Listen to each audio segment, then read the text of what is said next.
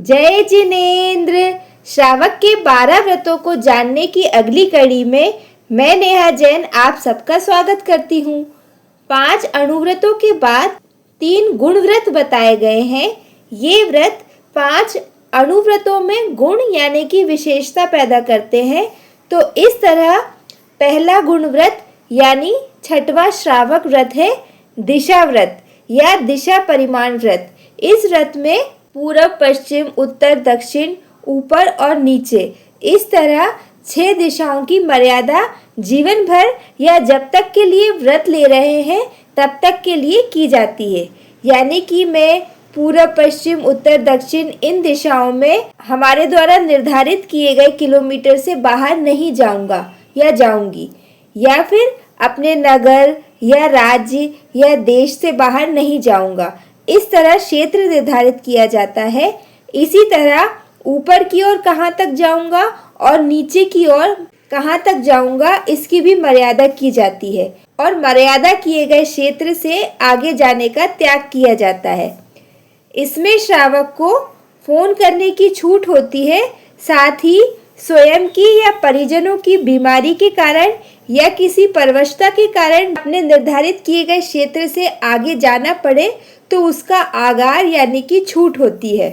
साथ ही संत सतियों के दर्शन या फिर तीर्थ क्षेत्र में जाने की छूट भी होती है, लेकिन निश्चित सीमा के बाहर शौक के लिए घूमने जाने का हमेशा त्याग रहता है। इस व्रत को 1 करण 3 योग से लिया जाता है और इस व्रत को लेने का मुख्य उद्देश्य होता है कि जो हमने हमारा क्षेत्र निर्धारित किया है उससे बाहर के क्षेत्र में हो रहे 18 पापों का और 5 आश्रवों का त्याग हो सके। इसके बाद श्रावक का 7वां व्रत और दूसरा गुण व्रत उपभोग परिभोग परिमाण व्रत है। जैसे कि अपरिग्रह व्रत में 9 प्रकार के बाह्य परिग्रह की मर्यादा की जाती है, वैसे ही उपभोग परिभोग परिमाण व्रत में 26 प्रकार की उपभोग और परिभोग की वस्तुओं की मर्यादा की जाती है। उपभोग की वस्तुएं वो होती हैं जो एक ही बार काम आती हैं, जैसे कि खाने एवं पीने की वस्तुएं, और परिभोग की वस्तुएं वो होती हैं जो हम बार बार काम में लेते हैं, जैसे कि वस्त्र, जूते, चप्पल, टॉवल, गाड़ी, ये सब। इन सभी वस्तुओं का जीवन भर के लिए या फिर हम जब तक इस व्रत को ग्रहण कर रहे हैं तब तक के लिए इन वस्तुओं की मर्यादा की जाती है कि हम इतनी ही वस्तुओं का उपयोग करेंगे। इस व्रत को 1 करण 1 योग से ग्रहण किया जाता है।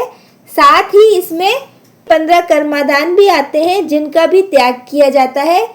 कर्मादान को हम पहले ही एक वीडियो में समझ चुके हैं। ये कर्मादान महाहिंसा वाले होते हैं, इसलिए इनका त्याग किया जाता है।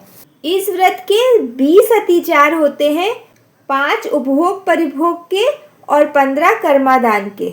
आवश्यकता से कम वस्तुओं का यूज करना और संतोष बढ़ाना इस व्रत का मेन उद्देश्य होता है। साथ ही जो हमने वस्तुओं की मर्यादा की है उन्हें धीरे धीरे कम करते जाना इस व्रत को लेने का उद्देश्य होता है।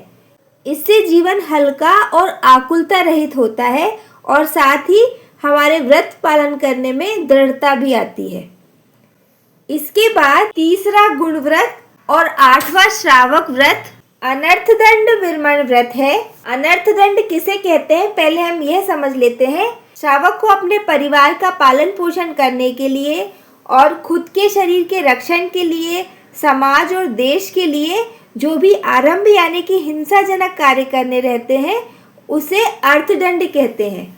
लेकिन यही कार्य जब आवश्यकता से अधिक किए जाएं तो वे आरंभ अनर्थदंड कहलाते हैं। तो इस व्रत में श्रावक अनर्थदंड का त्याग करते हैं और सार्थक कार्य करते हैं, निरर्थक हिंसा का त्याग करते हैं और खुद के और परिवार के पालन पोषण के लिए, अपने व्यापार और व्यवसाय के लिए जो होने वाली हिंसा रहती है उसके अतिरिक्त जो अन्य आडंबर होते हैं, मौज शौक होते हैं, अंधविश्वास होते हैं, इनके नाम पर जो हिंसा होती है उसका त्याग किया जाता है। साथ ही मन में बुरा ध्यान करना, आर्त ध्यान और रौद्र ध्यान करना, हिंसा करने के लिए किसी को प्रेरणा देना, आलस करना, किसी को पाप कार्यों के लिए उपदेश देना या फिर काम विकार पैदा हो ऐसी चर्चाएं करना, अश्लील बातें करना, अश्लील पिक्चर देखना, चलते चलते पेड़ पौधों की पत्तियां तोड़ना, इन सब चीज़ों का ध्यान रखा जाता है और उनका त्याग किया जाता है। यह व्रत भी 2 करण 3 योग से लिया जाता है।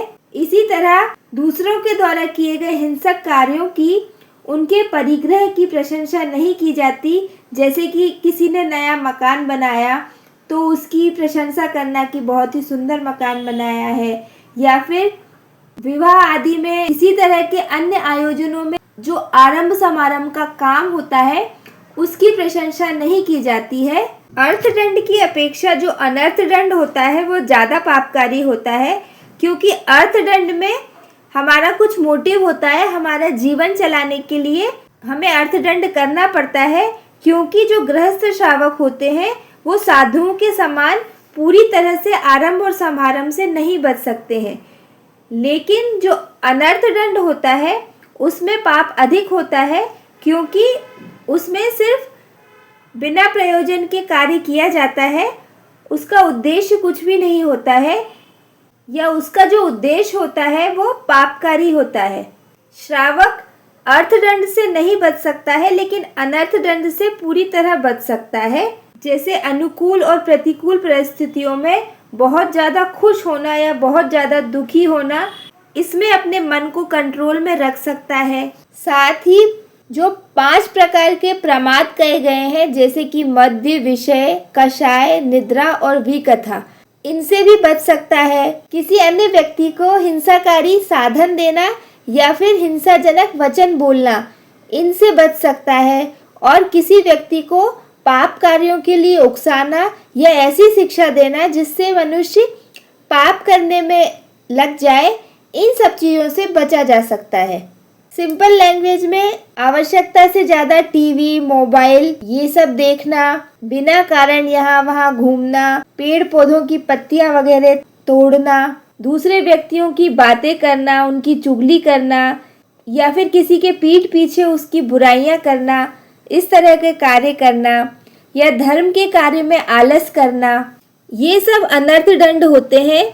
हमें हमेशा ध्यान रखना चाहिए कि हमारा कौन सा कार्य, कौन सा एक्शन और मन की कौन सी भावना गलत हो रही है, वो सारी चीज़ें अनर्थदंड के अंदर आती हैं। इस व्रत को भी 2 करण 3 योग से ग्रहण किया जाता है। इस व्रत के भी 5 अतिचार होते हैं। नेक्स्ट वीडियो में हम 4 शिक्षा व्रतों को जानेंगे। वीडियो पसंद आया तो प्लीज़ मेरे वीडियो को लाइक, शेयर और चैनल को सब्सक्राइब कीजिएगा। साथ ही श्रावक के 12 व्रतों को अपनाने की भावना जरूर बनाइएगा। धन्यवाद। जय जिनेंद्र।